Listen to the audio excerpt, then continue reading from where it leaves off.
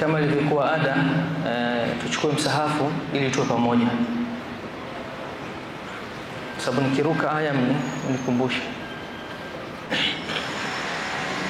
Naam, Khalid Sum, والنازعات غرقا.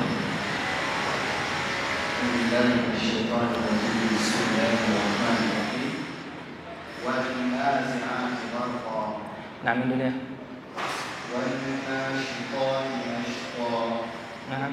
والسابقات سبقا. نعم. فالسابقات سبقا. نعم. فالمدبرات أمرا. حسبك. Hizi aya 4 za mwanzo zina nasq mmoja, zina muundo mmoja. Allah subhanahu wa ta'ala ameanza na kusema wanaziati gharqa. Wao, harfi ya wao yote ikianza mwanzoni mwa sura asili yake ni qasam. Wao hii watu wa lugha wanasema imegawanyika katika vigawanyo vingi. Moja ya kazi ya wao hasa kwenye Qur'ani, ikija mwanzoni mwa sura maana yake ni kiapo. Kwa Mwenyezi Mungu anaapa. Na kiapo kilichokuja hapa ni kiapo kwa malaika. Kaanza na kuapa kwa malaika. Huenda mmoja akauliza, akasema, mbona sisi wanadamu au Waislamu haturuhusiwi kuapa isipokuwa kwa jina la Mwenyezi Mungu? Huruhusiwi kusema wallahi kwa kichwa cha watoto wangu, kwa uhai wa mama yangu, kwa sababu kiapo siku zote unamshuhudilia yule ambaye ni adhim na mkubwa. Kwa hiyo kwa akili yako unadhani kwamba roho ya watoto wako, mama yako mzazi, ni yenye thamani kuliko Mwenyezi Mungu Subhanahu wa Ta'ala? Hapana. Mtume anasema kwenye hadithi, man kana halifan falyahlif billah. Mtu anayetaka kuapa basi ape kwa jina la Mwenyezi Mungu, asiape kwa chochote, si kwa mtume. Usiape kwa mtume au Kaaba, bali ni kuapa kwa jina la Mwenyezi Mungu Subhanahu wa Ta'ala. Mwenyezi Mungu ameapa, anasema wanaziati naz'a wanaziati gharqa. Ameapa kwa malaika ambao wanang'oa roho za waumini, wanaong'oa roho za makafiri, wal billah.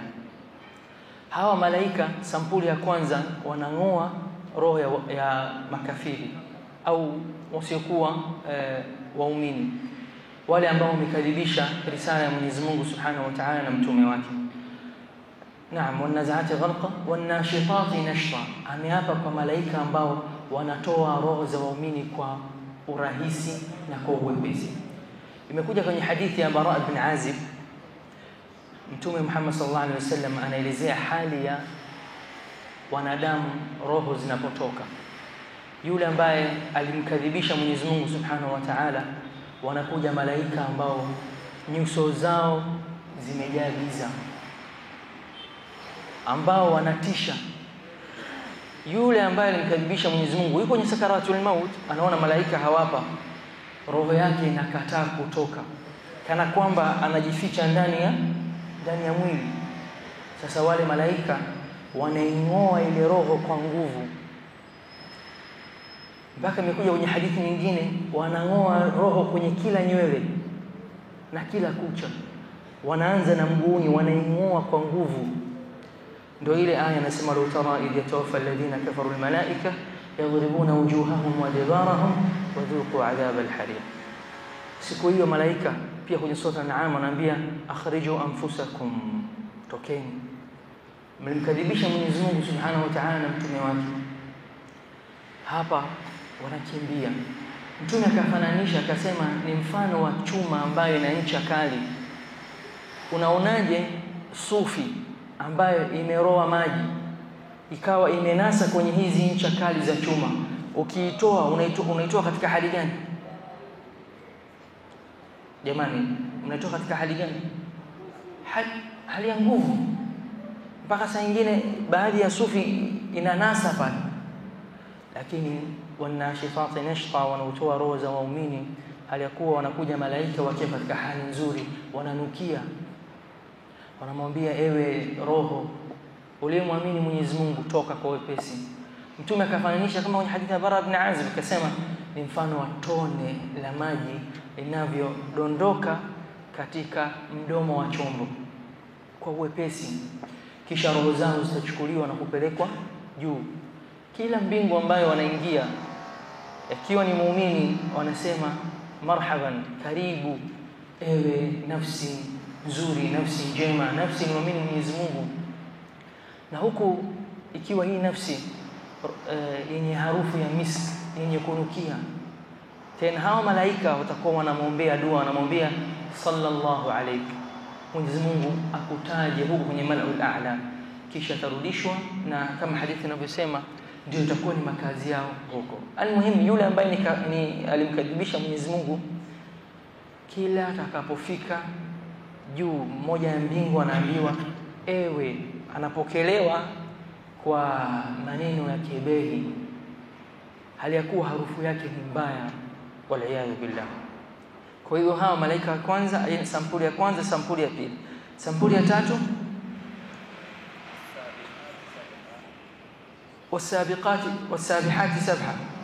wasabihati sabha.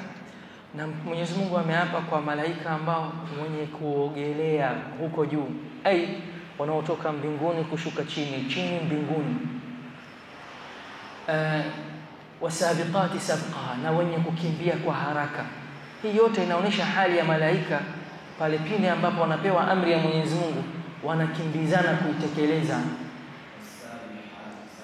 Wasabihati sabha. Naam, ya pili. Naam, ya nne. Ya mwisho Allah anataja mwisho Mwenyezi Mungu anataja hali yao, anasema hawa ambao wanakimbizana malaika kutekeleza amri ya nani? Ya Mwenyezi Mungu. Pia mwisho nikasema wenye kudabiri mambo kwa idhni ya Mwenyezi Mungu Subhanahu wa Ta'ala, wanaoendesha mambo kwa idhni ya nani?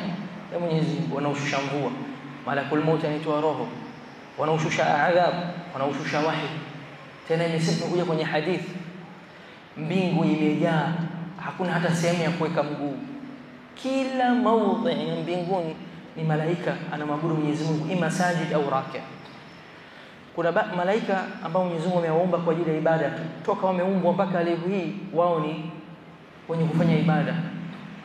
Na kuna wengine wameumbwa kutekeleza amri ya Mwenyezi Mungu, na wengine ambao nane, wale ambao wamebeba arsha ya Mwenyezi Mungu.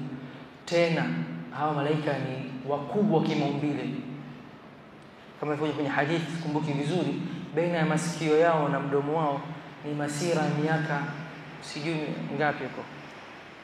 Ni wakubwa sana.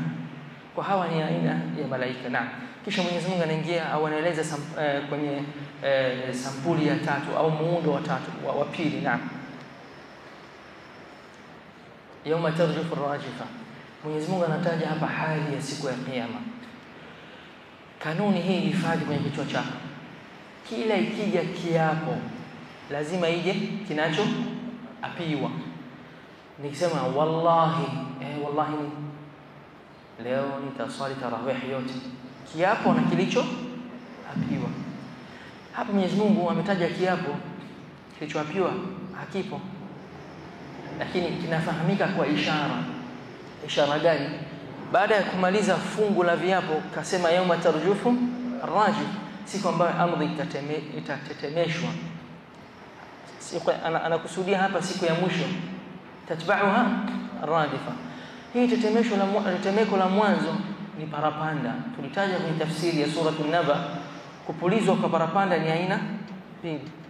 Kuna nafkhu as-sa'q, ikipulizwa watu wote wanafariki, na ya pili ikipulizwa watu wote wanatoka makaburini. Sasa hii ya matarjufu ar-rajifa ni ile parapanda ya kwanza, tatba'uha ar-radifa, itafuatwa na yenye kufuatwa ambayo ni parapanda ya pili. Na mioyo siku hiyo itakuwa iliyojaa hofu. Yani hawa wamekadhibisha kwamba hakuna siku ya mwisho, hakuna siku ambayo tutasimama mbele ya Mwenyezi Mungu tukahesabiwa. Qulubu yawma wajifa. Allah anataja hali zao, anasema siku ya mwisho mtakuja hali ya kuwa nafsi zao imejaa hofu. qulubu yawmin wajfa absaruha khashi'a, macho yao imejaa udhalili. Ulikuwa mzuri kwa kumkadhirisha Mwenyezi Mungu na mtume wake. Unataja dalili za kisayansi 1560 kwamba hakuna siku ya ufufuo, hakuna Mwenyezi Mungu, wal billah. Hasa siku hiyo umepatwa na hasara, unakuta hesabu mbele yako, malaika wako mbele yako, jahannam inanguruma mbele yako. Hali yako itakuwa katika hali gani? Mwenyezi Mungu atujalie tu watu peponi. Absaruha khashi'a yaquluna a inna lamarduduna fil hafira. Allah anataja hali yao walipokuwa duniani. Walikuwa wakisema sisi tutarudishwa katika shimo. Hafira ni shimo, yani sisi baada ya kufariki tukazikwa, kama kwenye suratul Mu'minun wanasema, Allah anataja hali yao, anasema aya'idukum annakum idha mittum wa kuntum turaban wa 'idhaman annakum mukhrajun hayhata hayhata lima tu'adun in hiya illa hayatuna ad-dunya namutu wa nahya wa ma nahnu mab'uthin. Wanamkaribisha mtume, wanasema huyu anawaahidi kwamba baada nyinyi mifupa yenu kuchakaa kwenye ardhi, mkaisha mkawa pamoja na mchanga, miili yenu paraganyika na mchanga, anawaahidi ya kwamba mtafufuliwa na mtasimama kama mlivyokuwa duniani. Hakika hii ni jambo la mbali kutokea. Hapa pia Allah baada ya kuleta kiapo, ndio maana nikasema kilichoapiwa hakijatajwa, lakini kwa ishara ya aya inayofuata Allah anaapa kwa hawa malaika kwamba wallahi mtafufuliwa, kama ilivyokuwa kwenye sura an-Naba mwishoni, dhalika yawmul haqq faman shaa takhadha ila rabbih ma'aba. Hii ni siku ya haki itatokea. Na kwenye sura Qaf Allah anasema fakashafna anka ghita'ak. Macho haya yanapazia sasa hivi, huoni shetani, huoni malaika, huoni chochote, huoni jahannam, huoni yote. Lakini siku ya mwisho fakashafna anka ghita'ak, pazia ya macho inafunguliwa, fa basaruka al-yawma hadid. Siku hiyo utasema tena wewe na shetani ambaye amekulaghai, waqala qarinuhu rabbana ma atghaytuhu walakin kana fi dhalalin ba'id. Yeye mwenyewe Iblis kwenye jahannam, sura Ibrahim anasema kwamba mimi sikumshika mtu shati na nikamwambia njoo kwenye starehe, mimi nimewapambia, mmekuja wenyewe, sikumuita mtu. Hata haya malalamiko mnalalamika, ma ana bimusrikhikum wa ma antum bimusrikhi, lalamikeni, lieni, tunashinda humu ndani kwenye jahannam, mimi na nyinyi hamwezi kunusuru wala mimi siwezi kuwanusuru. Wa'iyadhu billah. Ndio ilivyokuwa ada ya shetani, anakupambia alafu anakukimbia. Ukishaingia kwenye dhambi anaruka futi 560, hayupo na wewe. طيب يقول aina lamarjuna fil hafira idha kunna 'idhaman nakhira. Wanasema tukiwa tena mifupa iliyochakaa tutarudishwa. Wanakadhibisha tena. Baadhi yao kama makufar Quraysh walikuwa, mmoja wa waumini anamdai pesa, alimkopesha, anamdai pesa. Alipokuja kudai hela yake kwa huyu kufar au mmoja katika makafiri wa Quraysh, akamwambia nini, wewe si unamwamini Muhammad, siku na siku ya malipo, mimi nitakulipa deni lako huko siku ya kiyama. Angalia hawa watu walivyokubuhi, wala yadu billah. Idha kunna 'idhaman nakhira qalu tilka idhan karratun khasira. Anasema ikiwa sisi tutarudishwa huko, basi itakuwa marejeo yaliyojaa hasara. Allah anasema sasa fa inna ma hiya zajratun wahida. Anasema jambo la siku ya mwisho kiyama ni jepesi, wala si jambo kubwa, ni ukelele. Baada ya ukelele mmoja watajikuta wako wapi? Faidahum bisahira, watajikuta katika ardhi ya mahesabu. Hii sahira wanazuoni baadhi yao wamesema ni si kama ardhi yetu, hii ni ardhi nyingine tena yenye rangi nyeupe. Kwa sababu gani? Ni sura Taha Allah anasema wayasalunaka 'anil jibali faqul yansifuha rabbi nasfa fayadharuha qa'an safsafa. Ardhi siku ya mwisho majabali yatang'olewa, itakuwa mithili ya sufi. Hii jabali hii unayaona itakuwa mithili ya sufi, yatapondwa na kuwa tambarale. La tara fiha iwajan wala amta, hautaona mdidimko, hautaona mbinuko. ardhi yenye kustawi. Faidahum bisahira, Mwenyezi Mungu anaanza kumliwaza Mtume Muhammad sallallahu alaihi wasallam. Mtume wamemkadhibisha, wamefanya cha kufanya. Mtume Muhammad sallallahu alaihi wasallam, kiumbe bora, anapitia mateso kwa sababu ya risala, na kila siku anawaombea umma wake, na Mwenyezi Mungu usiwaangamize kama kwa watu wa Taif. Watu wa Taif walimuumiza Mtume. Baada ya Mtume ami yake kufariki, Abu Talib ambaye ndio alikuwa akimpa himaya, Mtume Muhammad sallallahu alaihi wasallam akajaribu kwenda kwa watu wa Taif. Taif ilivyo na Makka ni kilomita kama 70, lakini Taif iko juu mlimani. Mfano Lushoto si iko juu, na Tanga mjini pale ni mfano wa Makka na Taif.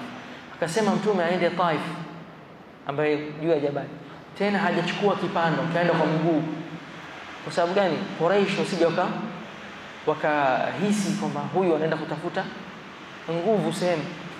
Alipofika akawaeleza, akawaita katika risala, lakini wote walimkadhibisha. Si hivyo tu, wakasema chukua machizi wa Taif wote wapange mstari, watoto wadogo wapange mstari, Mtume Muhammad apite kati yao, mpige mawe na viatu na uchafu. Kisha Mtume akatoka pale hali ya kuwa damu inatiririka katika mwili wake. Mtume Muhammad sallallahu alaihi wasallam, na alichokuja nacho ni haki, na alichokuja nacho ni jambo la haki, lakini amekadhibishwa. Lakini hapa Mwenyezi Mungu anamliwaza, na mara nyingi Mtume alikuwa akijiliwaza kwa sala. Inna athanaka al-kauthar fasalli rabbika wanhar, angalia sali. Walaqad na'lam annaka yadhiqu sadruka bima yaqulun, tunajua Muhammad sallallahu alaihi wasallam kifua chako kinapatwa na dhiki kwa wanachokisema hao. Mara wamekuita mchizi, mara wamekuita kahin, mara wamekuita mchawi, mara wamekuita mtu ambaye amepandwa na mashetani, mara wanakuita mshairi, na hawana hoja ya kukadhibisha. Lakini Mwenyezi Mungu anamliwaza mtume wake, anasema tunatambua msiba ambao unakupata, lakini nini? Fasabbih walaqad na'lamu annaka yadhiqu sadruka ma yaqulun fasabbih wa kun min as-sajidin, na umsujudie Mola wako, wa'bud rabbaka hatta yatiyaka al-yaqin. Hii ndio ilikuwa maliwazo ya mtume. Na pia njia ambayo Mwenyezi Mungu alikuwa akimliwaza Mtume Muhammad sallallahu alaihi wasallam kwa njia ya kumtajia mitume waliopita. Hapa anamwambia hal ataka hadithu Musa, je, haikukufikia hadithi ya Musa? Ndugu zangu, Nabiiullah Musa alipitia misukosuko kibao nyingi sana. Ana Firauni kwa nyuma yake.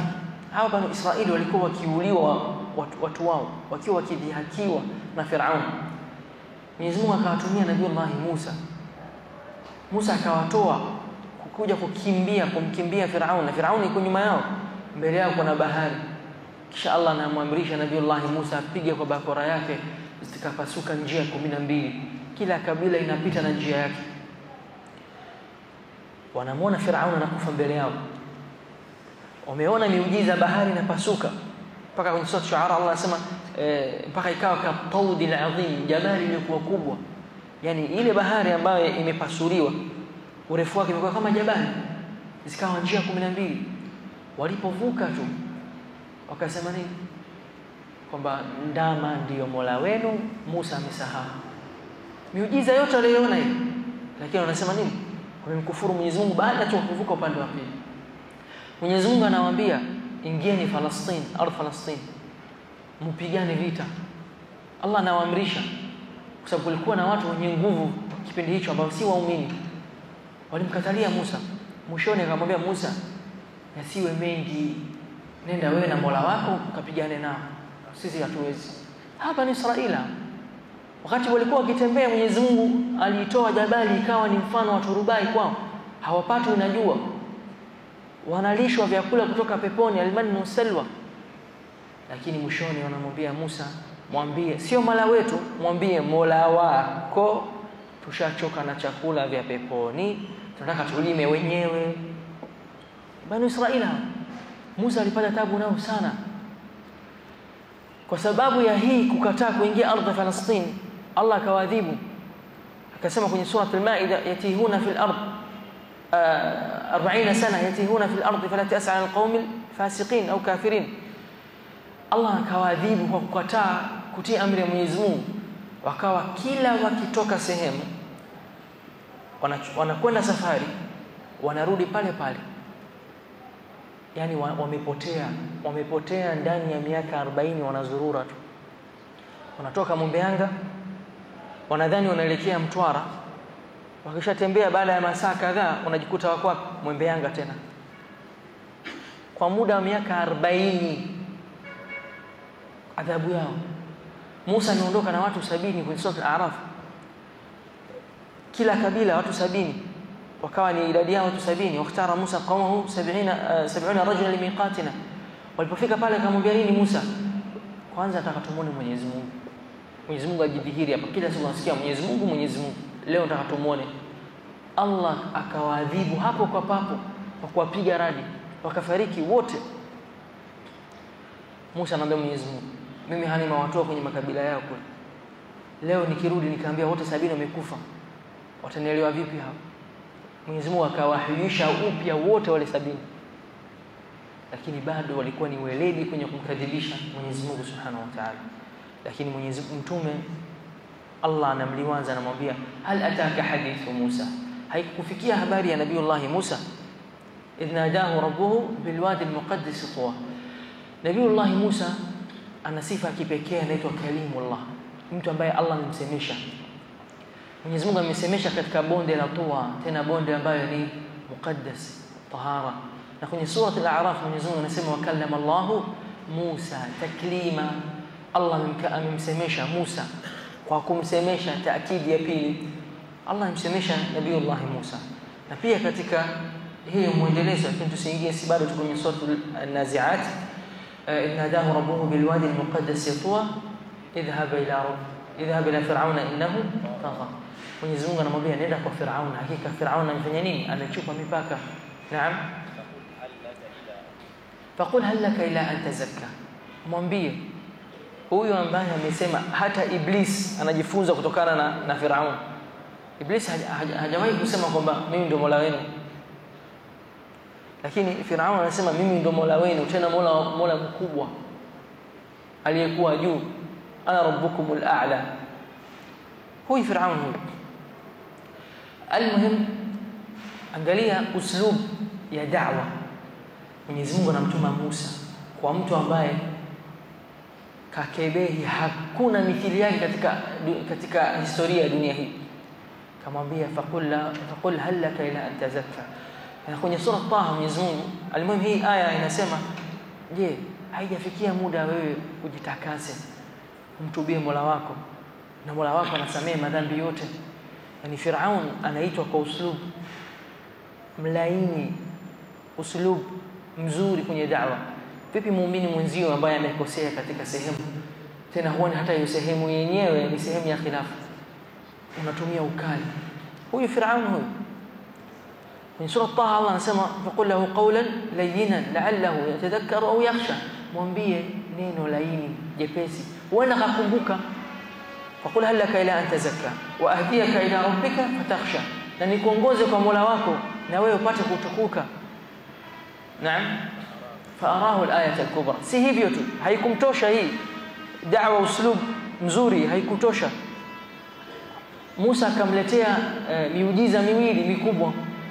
Ya kwanza ilikuwa Nabiiullah Musa kila akiingiza mkono mfukoni, akitoa mkono unang'aa. Miujiza ya pili, akichukua bakora ile aliyotupa inageuka kuwa nyoka. Hili miujiza ambaye alipelekewa kipindi cha da'wa, lakini Firaun kajibu nini? Tuendelee na faarahu al-ayat al-kubra fakadhaba, lakini alikadhibisha na akaasi. Thumma adbara yas'a, kisha akaenda na akazidi kukadhibisha kwa weledi. Hajakadhibisha tu, akawa ni makini kukadhibisha. Fakadhaba wa asa thumma adbara yas'a fahashara fanada. Si hivyo tu, akaita Bani Israili wote, fanada na kanadi. Naam, kawaita kuambia nini? Mimi ndio Mola wenu, tena Mola wenu mkubwa. Wal billah. Naam, فأخذه الله نكال الآخرة والأولى. كشاء الله أكمواذيب نكال لأذابه. فأخذه الله نكال الآخرة دنيا أخيرة تعذيبوا أذاب كالي na duniani aliadhibiwa kwa kuzamishwa na pia kaburini anaadhibiwa. Surah Ghafir, an-nar yu'raduna 'alayha ghuduwan wa 'ashiyyan wa yawma taqumu as-sa'a adkhilu ala fir'auna shadda al-'adab. Siku Firaun, watu wa Firaun wanaadhibiwa katika maisha yote tatu, duniani, barzakh na akhira. Zote ni adhabu juu ya adhabu, wal billah. Naam, Allah anasema inna fi dhalika la'ibratan liman yakhsha. Katika haya masimulizi haya ni mazingatio kwa yule mwenye kumcha Allah subhanahu wa ta'ala. A antum ashaddu khalqan am as-samaa'u banaha. Allah anawarudia hawa kufar Quraysh. Msisahau mwanzoni tulianza na wale ambao wamekadhibisha siku ya mwisho. Allah anawarudia tena, anasema je, nyinyi uumbaji wenu na uumbaji wa mbingu upi mkubwa? Uumbaji wa mbingu, sawa? Allah anamwambia uumbaji wenu na uumbaji wa mbingu upi mkubwa? Uumbaji wa mbingu itushinde kuwafufua kama mlivyokuwa akhera. Antum ashaddu khalqan min samaa banaha rafa'a samkaha sawa, amenyanyua paa yake, fasawaha, na akaistawisha. Huoni kwenye mbingu hii ambayo Mola wako ameiumba, huoni shimo, huoni tundu lolote, wala huoni ufa kwenye mbingu hizi. Naam, fasawaha wa aghtasha laylaha wa akhraja duhaha. Miujiza kubwa, neema kubwa ni ipi? Anatandika usiku wake na kuutoa katika giza lake nene, anatoa nini? Mwanga wake. Naam, naam. Wal ardha ba'da dhalika, na ardhi baada ya hapo akaitandika na kuitanua. Ndugu zangu, na ardhi baada ya hapo akaifanya nini? Akaitandika na kuitanua. Kwenye surat Amma tulisoma Allah anataja neema ya ardhi na neema ya jabali, na hapa atataja baada ya ardhi atataja jabali. Naam, wal ardha ma dhalika dahaha. Naam, akhraja minha ma'aha wa mar'aha. Kwenye ardhi hii ganda ngumu, jiwe, ametoa nini? Ametoa maji yake na ametoa chakula chake. Ni surat Amma tulivyosoma tafsiri, tumeona Mwenyezi Mungu ametaja mbingu, kisha mawingu, kisha mvua, kisha mvua, maji ikigusa ardhi inatikisika na kuchanua na kutoa chakula. Hii neema ya Mwenyezi Mungu kwetu. Naam, waljibala arsaha, na jabali akaifanya kuwa vizingiti. Kwenye Amma alisema autada, watad. Watad ni misumari, na hapa arsaha anakusudia ameifanya kuwa vizingiti.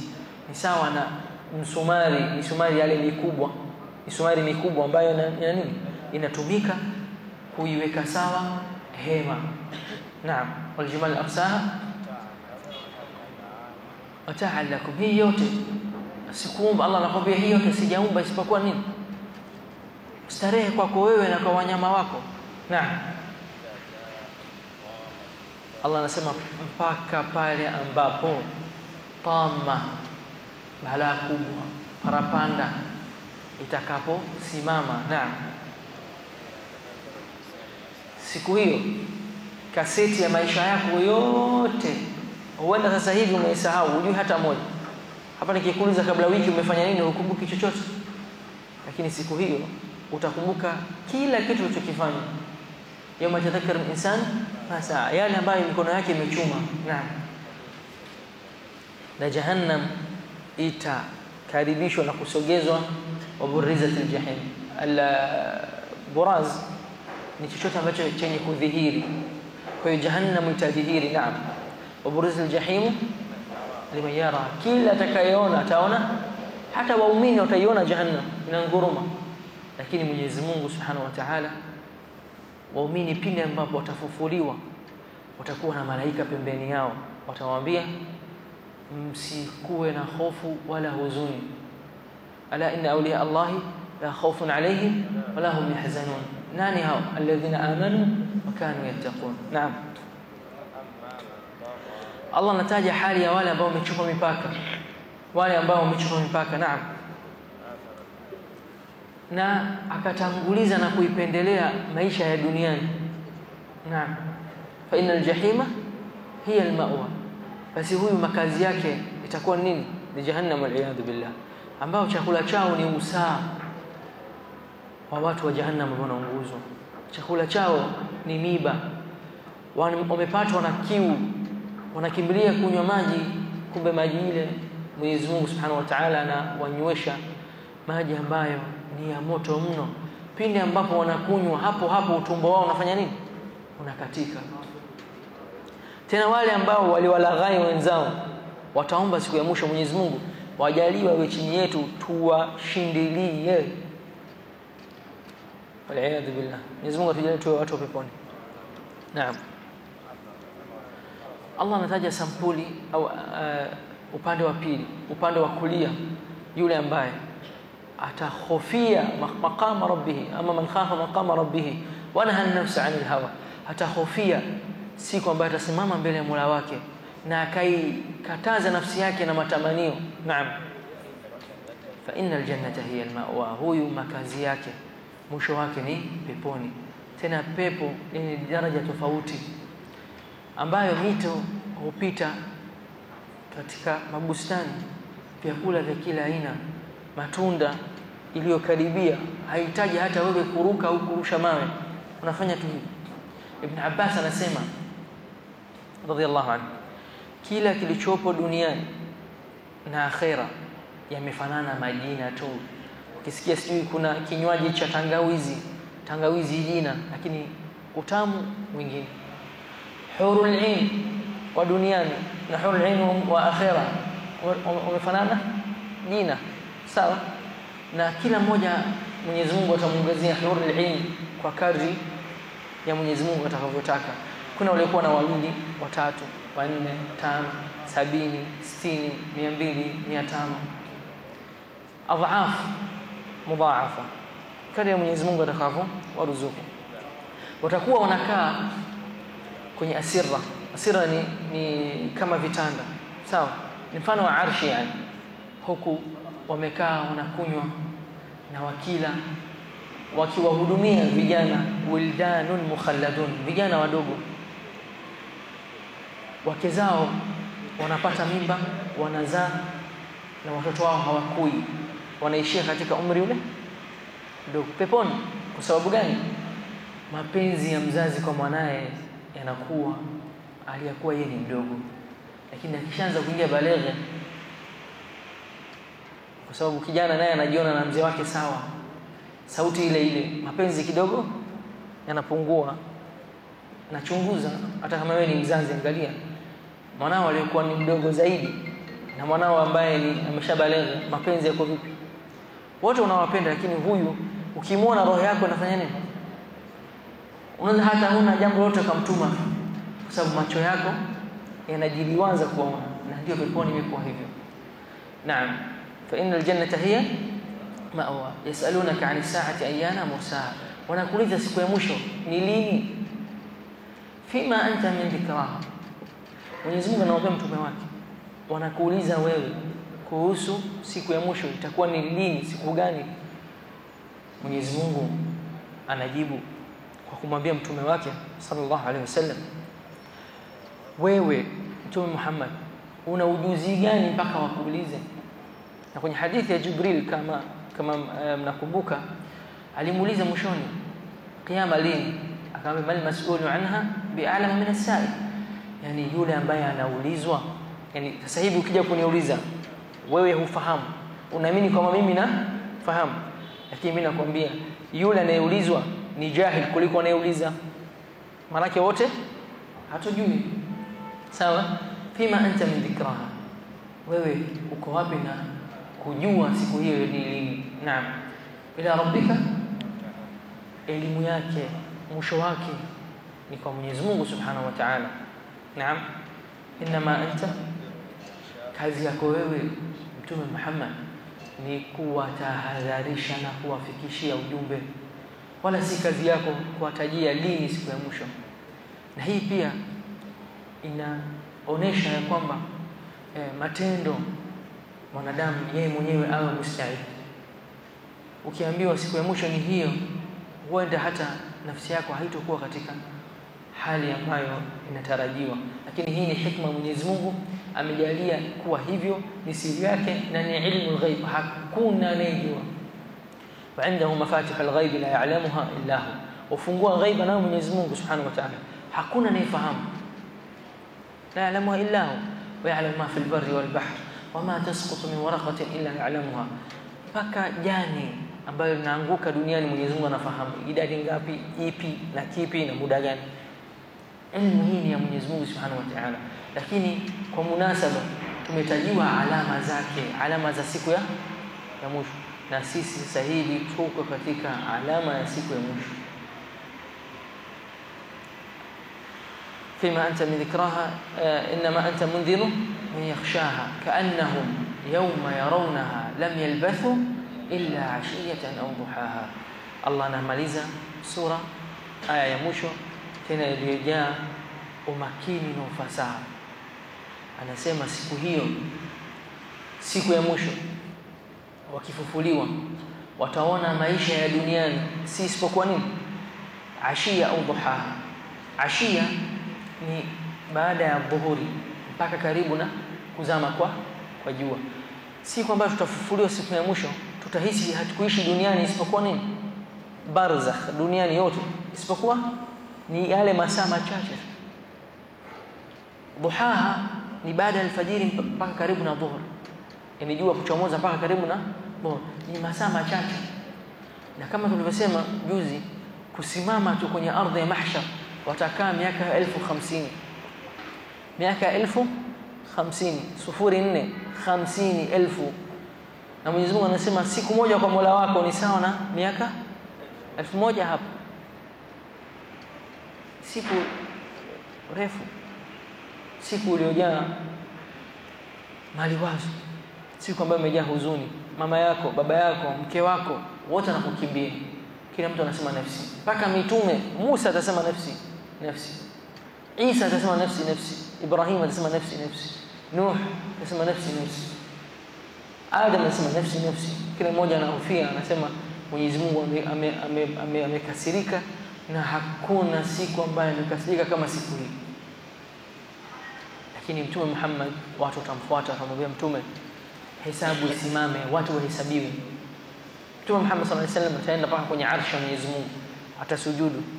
Mwenyezi Mungu atamwambia, nyanyua kichwa chako, uliza upewe Muhammad, washfa shafa, naomba muombe mtu msamaha, tutamsamehe.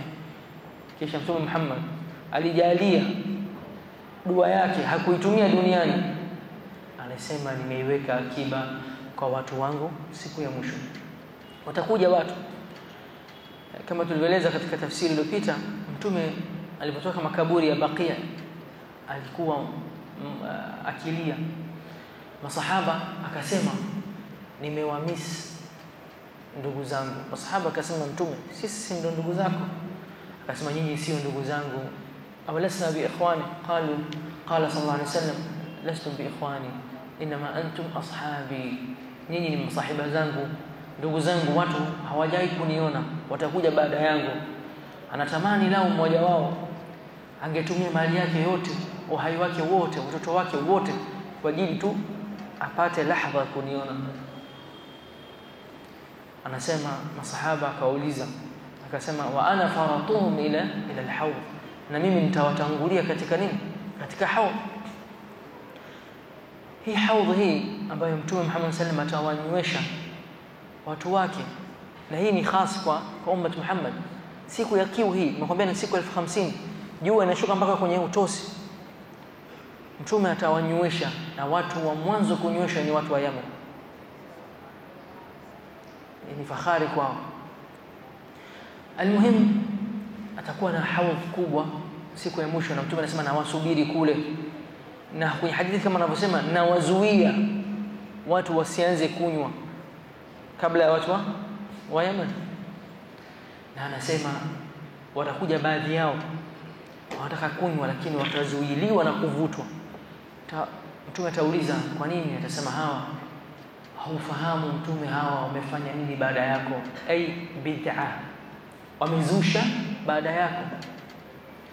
Na hii mtume sallallahu alaihi wasallam atatujua kwa athari ya udhu.